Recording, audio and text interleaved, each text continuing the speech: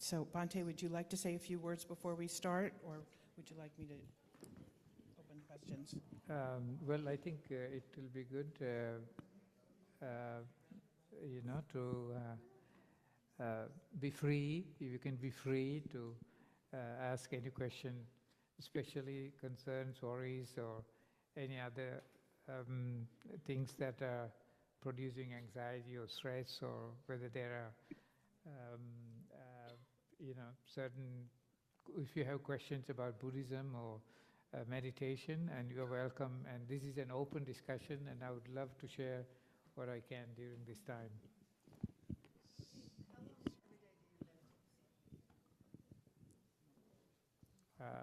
It just depends.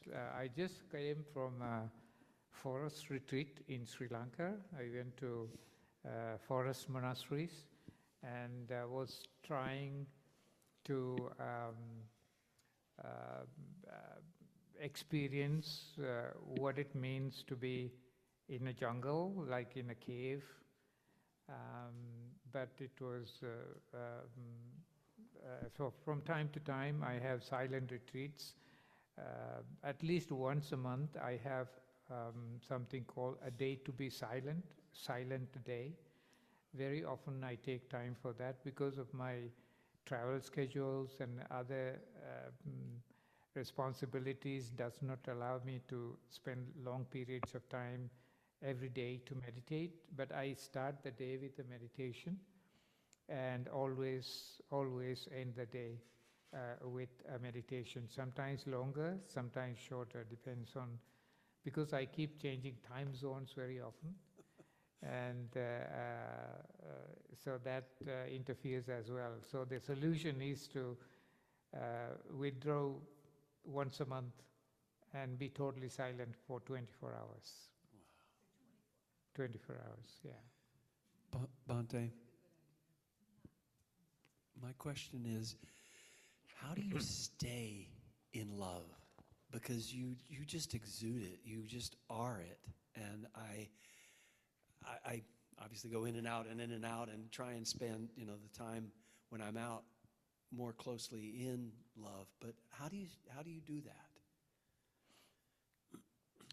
I think in the beginning you can do it, but eventually it has to happen. Because it is something that happens as a result of the circumstances being right. So you create a mental atmosphere and you practice regularly so that that presence will be natural.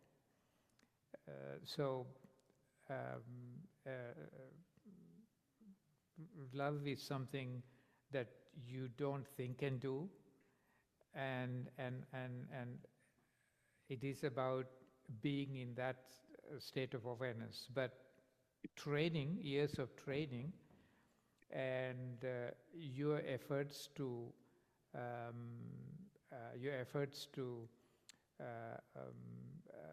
free the mind from negativities and keep the mind away from negative thoughts or releasing any negative thoughts that happen in timely manner allows that loving nature to be more present more often. Anybody else have a question?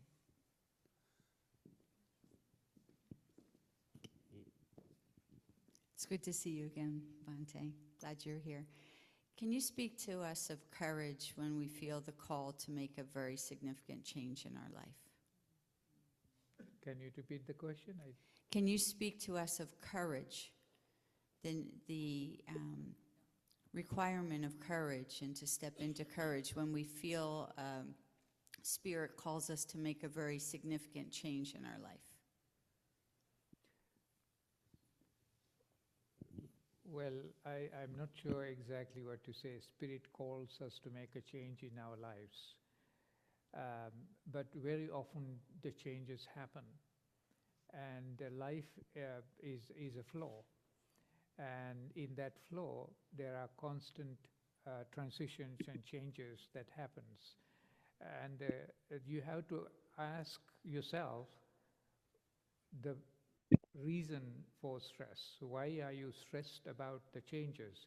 Is it your inability to cope with it? Or is it your refusal to accept the reality? Or is it because the circumstances are so difficult, and you're completely lost in that kind of making a decision and choice? So I think it is courage comes from the awareness of the reality of the situation and your ability to really accept it and gracefully participate in it. But often you have to also ask whether whether the situation is out of control in your mind. Because if you are out of control, if the mind is out of control, which means that you are deeply in a stressful situation and in a high level of anxiety, you can't draw courage, because it completely consumes your energy, and it constantly drains your energy. And because of that, there is no energy left to get the courage to do what you want to do. So often you have to try to see whether you can prevent the anxiety that drains your energy by finding broadening a perspective of what you're going through, and sometimes getting advice to address that issue itself. Because when you become clearer of the challenges that you're facing, and when that, oftentimes the way that you talk to me, for example, I would assume that it is a constant anxiety and stress that you are feeling, and if it has gone into a repetitive pattern within you, and then it is draining your energy constantly. So it is hard to get courage. For that, you have to have the courage to let go of it, or courage to accept it. And but sometimes you need to broaden your perspective through sharing it, or getting some advice, or understanding what's going on. Okay, thank you. Anybody else? Mhm.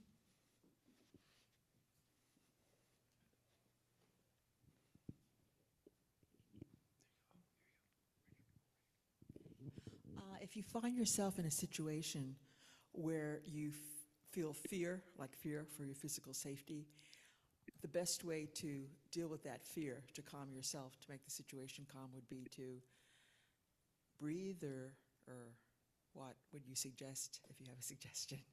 And I have a second part to that question also.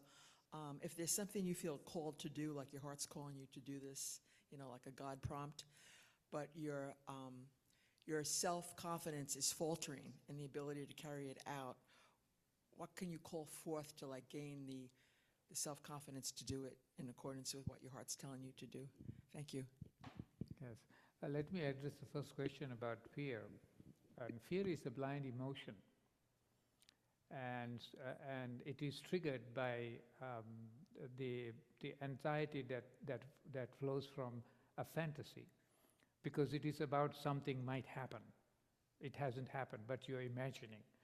It is the way that you, there are different types of fear, but very often that when right in front of you a danger is present, a trigger comes naturally. It is a survival, through your survival instinct.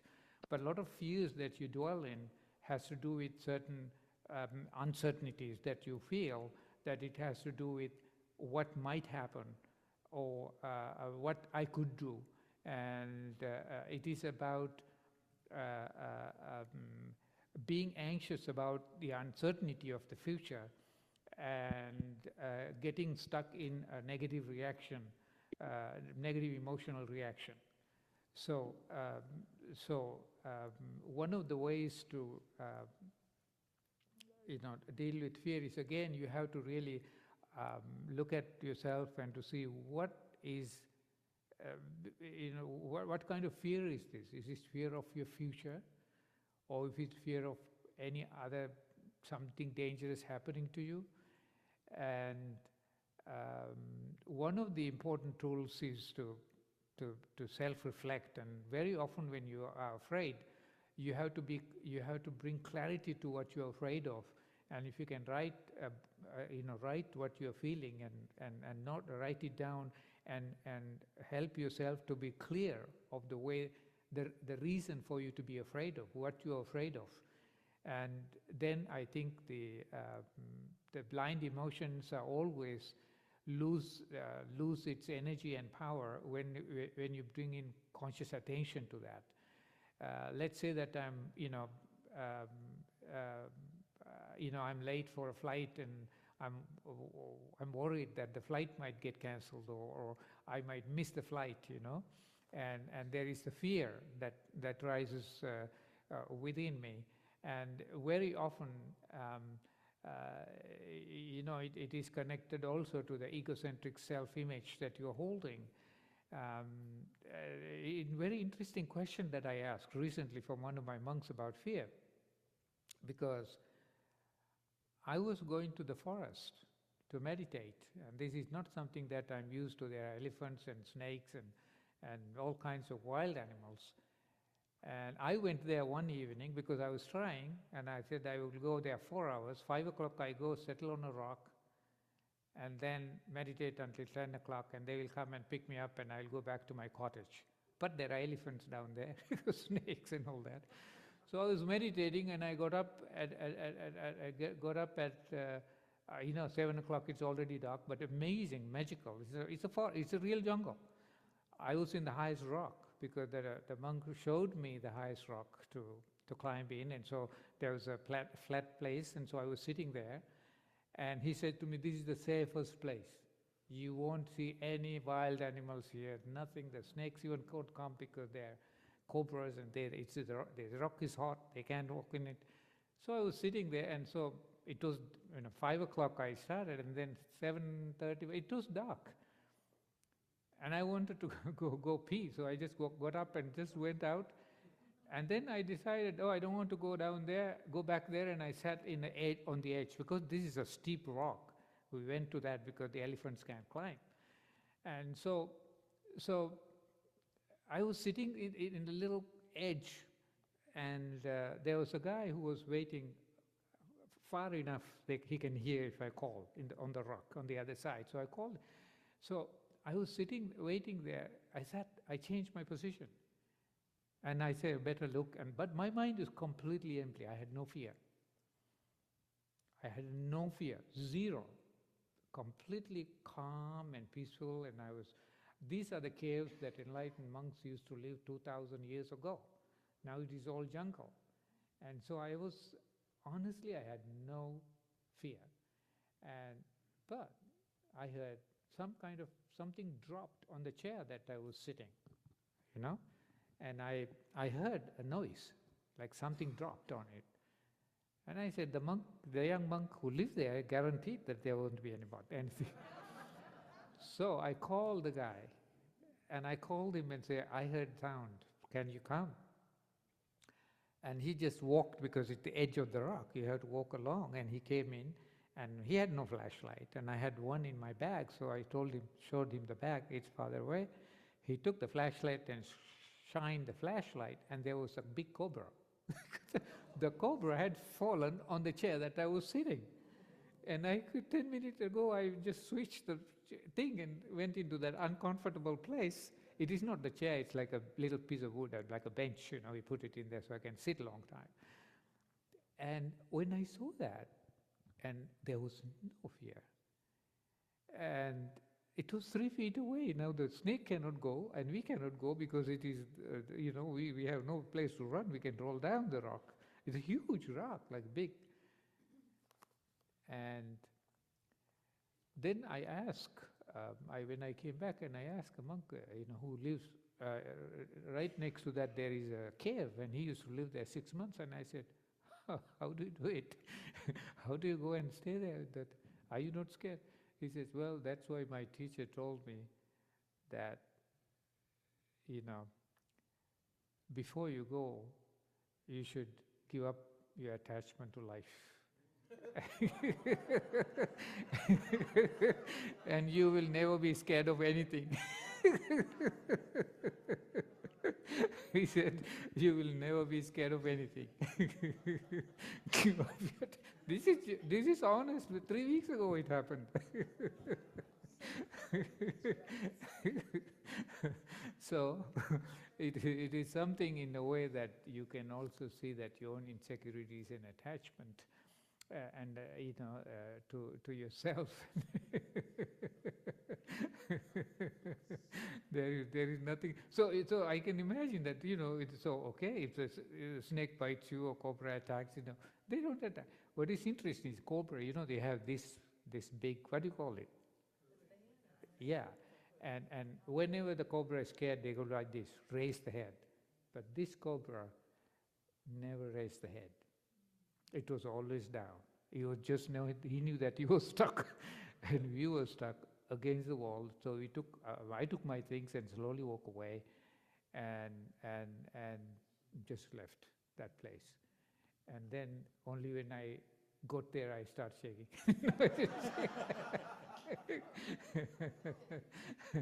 No, I didn't shake. I actually, I was in a way happy because it is overcoming fear, but this has a depth into what that young monk told me, that if he lived there 6 months and nothing happened, because the fear attracts trouble. And fear radiates the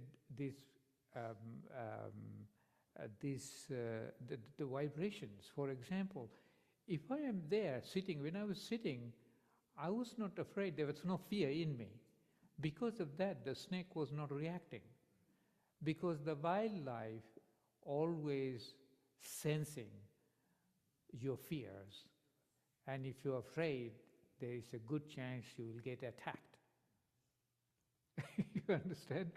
So, one way to overcome, especially in day-to-day fears, is to,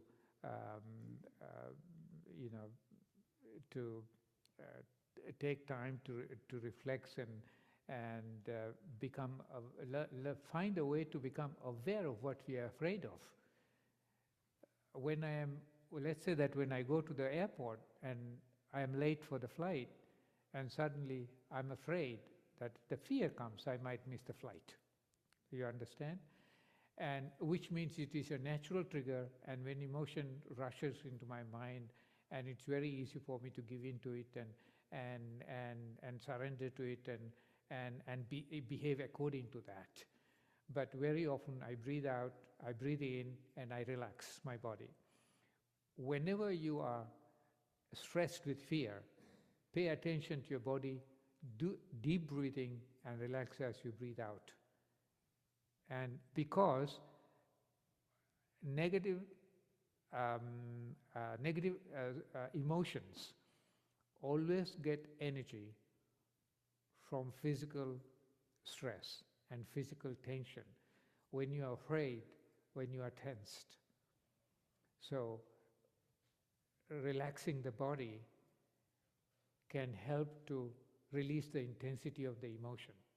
This is true to everything. Like when you are angry, sit down and take a deep breath and pay attention to your body. Forget about the emotion. Pay attention to your body and breathe out.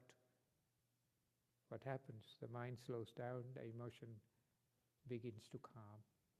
So you can practice that.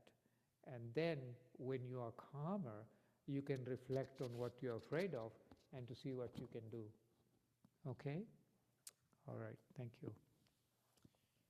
Bhante, I'll go next, and I'm serving as a surrogate. In addition to all of us here today in the room, there are about 30 people that are on Zoom, and a couple of them had questions and comments for you. One is from Reverend Carol, who sends you her love and her greetings. She's been on all morning, and she was curious where you're headed next. We heard something about you're going to get an airplane somewhere, but she wanted to know where. Oh, actually, maybe close to where she lives. Oh, okay. Maybe you go visit her. No, I'm going to Dallas Oh, tonight. okay. And then I come back, and on the 13th I'm leaving for Kenya. Okay. And 23rd I'll be in Thailand, and then on the 28th I'll be in Cambodia. So the January 3rd or 4th I'll be in Sri Lanka. So it's just next few weeks I will be traveling. I just came from China, Mongolia, Sri Lanka, and Kenya. I just came back about a week ago. Yes. So another question that we have is from Elena, and she wanted to know how to deal with a situation where you're in an environment that's noisy, and you want to have some space for peace and quiet, but the other people that are living with you don't accommodate that in a particularly convenient way. Any thoughts about that? Very often when our environment is disturbed by the people around us, it is our inability to communicate, our not having skills to communicate, is what turns it into a conflict. So, skillful communication, paying attention to what's going on and to see whether there is anything that thoughtful, a skillful communication and a positive approach, and reaching out these people and to share, and respectfully having a dialogue and a discussion to be able to address these issues. And these are the things first we need to try. But there are other circumstances that you don't have power to control, and you have no ability to influence, and you have no skill to communicate. I think in this kind of situation, it's very important for you to recognize that you have no power to to control the external, but still you have to recognize that you have the power to control the way you perceive it, and your perception, changing your perception. Because if you are already bitter about what is going on and constantly disturbed by what's going on, and you are vulnerable, you're vulnerable very much to get triggered, and because of that you can easily get stressed. And so I think it is important for you to see that when you can't control the external situation, how you can choose and you can train and your own self to cope with it. Because at a certain point when you go deeper into it, it is not the noise and the sound that are around you that disturbs you. What disturbs you is your reaction to that. And so you have control of your reaction. Although you don't have control of reaction if you have nurtured it to a point where it becomes a trigger. You have not control. You get lost in the reaction. But the thing is that the reaction is something that we have the power to change. And we have the power to adjust. We have the power to guide. Because, and this I do. Let's say that I fly all the time. You can see it. You just heard that. Sometimes I'm sitting in a place and next to me, the person who is sitting next to me have taken half of my seat, in the plane. I have a 12-hour flight. Or that person is snoring, or difficult and all that kind of things. So I never get disturbed when I travel. Because I tell myself before I leave, I can travel. You can see that I already flew how much? 14 flight segments or something in 7 weeks, all around the world, changing time zones so many times. And I come back like I'm from a retreat. Because I think when the circumstances are not in my control, I teach myself how to handle it the best way I can, recognizing that my peace and my tranquility and my moment of harmony hasn't hasn't been given out completely to the external circumstances and feel that I'm helpless. So what do? Well, before I go, I sit few minutes and I do a short relax the body, and I said, regardless of what happens, my journey, I'm going to make it more peaceful and harmonious for myself, no conflict with anything or anybody, and I'm going to get there relaxed and rejuvenated. And it works, because your mind has so much power and potential, and every time a trigger comes, you get disconnected from your own potential and the skills and the ability that you have, and then you're not using the tools you have to deal with the environment that you don't have control over. So Bhante, I've got a request here. It's from Reverend Catherine and Reverend Ken. They just want to thank you, Reverend Catherine and Reverend Ken, and the Zoom community wants to thank you. We share our deep appreciation and gratitude, and thank you for your inspiring the Zoom community as well. So the Zoom community wants to thank you all. So You're welcome. Reverend Catherine and Reverend Ken. So I think we got a question back here. Thanks, Paul. I was wondering if you had any suggestions to assist someone that has attention deficit disorder or attention deficit hyperactivity disorder to be able to cultivate meditation.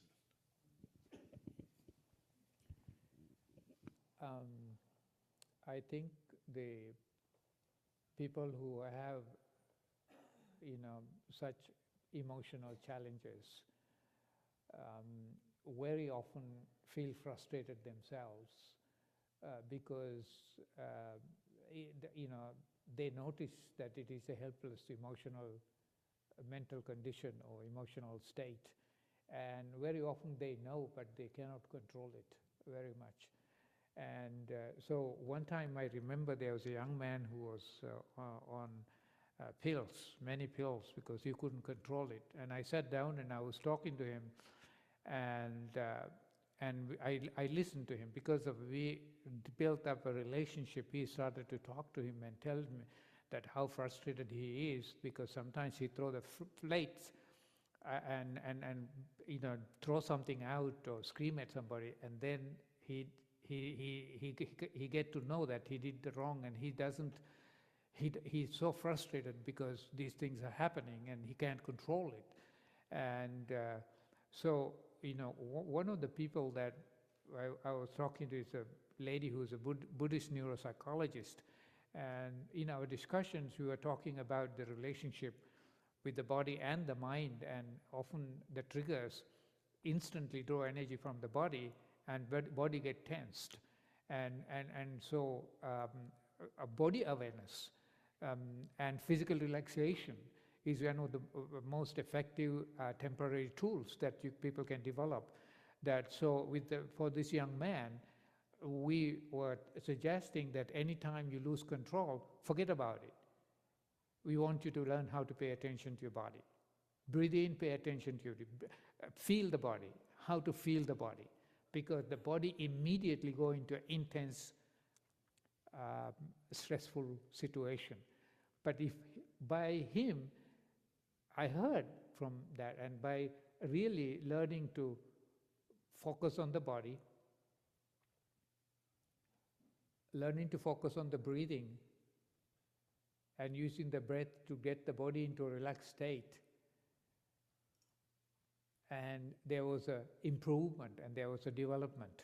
That was a body awareness was the beginning, because if you don't have the body awareness and releasing the stress, once you release the stress, your mind become more active again, because it is not in the grip of that emotion. That is a blind occurring that you have no control of.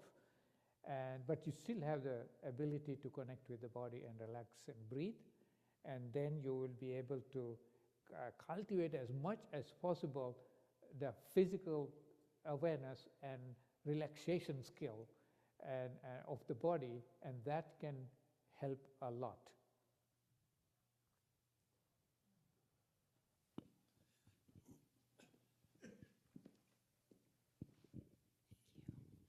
Thank you, Bhante. It's so great to see you. I have a question about metta practice and some of the things that you've already shared about shifting habitual ways of interacting with our external environment or in relationship with others. Could you share how metta practice fits in with any of that? Metta practice, what you mean by metta practice is called loving kindness meditation, or a universal friendliness or loving kindness. And her question is how loving kindness can help. Is that what you're asking? Loving how? I guess in terms of like actual practice of it. Yes. Something more tangible in terms of incorporating that as a practice. Yeah, very good. For example, loving kindness meditation is sitting still and relaxing the body and get the mind into a loving state, and directing loving thoughts to yourself and to the others and to the world. And you practice this. This is called metta practice or loving kindness meditation. And so her question is that how we can integrate more it into daily life, because first I think if you do it right when you sit, it becomes easier to bring it out into the world when you are faced with a challenge. So you need to, more you practice in a meditation, and more you get, stronger that becomes within you, and that consciousness begin to grow, and as a result, it is very easy for you to be in a loving state when you relate to somebody. And another thing what we need to remember when you think of love, it's about recognizing that the fulfillment of love comes from the energy that you radiate from within. If you have a relationship, when you are lovingly touching that person from a heart, a very loving place, and it is an exchange of love, and you are nurtured when you are touching somebody with love. You understand? Because that is the impact of the loving energy that you feel, what gives you a sense of fulfillment of love, not the reaction from other person. So if you focus more on your action of being in a loving moment, you understand? And being in a loving moment, because you can take one thing at a time, you know? Okay, this is my child, you know? How I can settle in a state of, you know, because several monks, several mothers, I mean, many times I have told the mothers, or even fathers, the problem is your child does not feel love from you. I have told openly. I have challenged them, because you're so stuck in a very negative image about the child's behavior and all that. And the child doesn't feel that you're a loving mother or loving father. And so in this, that you have to, it is very hard to admit it, but you have to start there in order to see how to improve, you know, how to find the gap. Because, and some people demand that they love you, but the problem is you want to stay 10 feet away from that person, because that's so intensely negative. So it's very important for you to see that there are moments where you do it out of your interest to create a pleasant moment and be in a happy environment. And if you have a child, you sit down with child in the moment that you forget everything else, and you... Recently I was counseling actually a monk, and who have a problem with the mother. And you know, because I met everybody. He's an older person, very, 39 years old or something, and had university education and then became a monk, but with the mother like this, And so I told him, I want you to ask one question. Do you think, no, I went and had an amazing conversation with the mother. And then he told me, oh, my mom loves you, and he's so, impressed, and she wants you to call you again, and it was so nice. How did you do that? And then I told him very clearly, I want you to ask one question. Do you think your mother feel from you love that she should experience from a son? I want you to think about it. I want you to be honest about it. I want you to work on it. You understand? So in the same way, I think to bring into that, you have to ask some questions like this. You have to ask some questions. Am I treating my husband lovingly? Or is it a repetitive behavior that is unconscious? Or taken everything for granted? Or am I loving my child? So you have to begin by asking yourself, do they feel love from me? Don't blame them for not feeling love from you. But you should ask, does he feel love from me? Because when you ask that question, you just think that, okay, I need to change so that I could, it doesn't matter how terrible or how, this and how that, it doesn't matter. Because if you are stuck in an unloving relationship, you understand? Your effort to be loving can break it. I believe it very strongly, this one. I believe it. Because when your intentions are right, so evaluate your moment and look at it clearly, look at the relationship. Let's think about going to work, and ask yourself, when I go to work, how do I behave towards my friends or co-workers? And then you start to readjust and to say, I want to bring this presence tomorrow. Are they feeling upset about me? If they're feeling upset about me, I need to look at it rather than complaining and blaming them. Right? So, one person at a time, or one situation at a time, evaluate, readjust, and intentionally bring that harmonious, positive behavior towards that moment. I think that monk has changed since he started to reflect. And this was something that couldn't break for anybody. It didn't require years of counseling.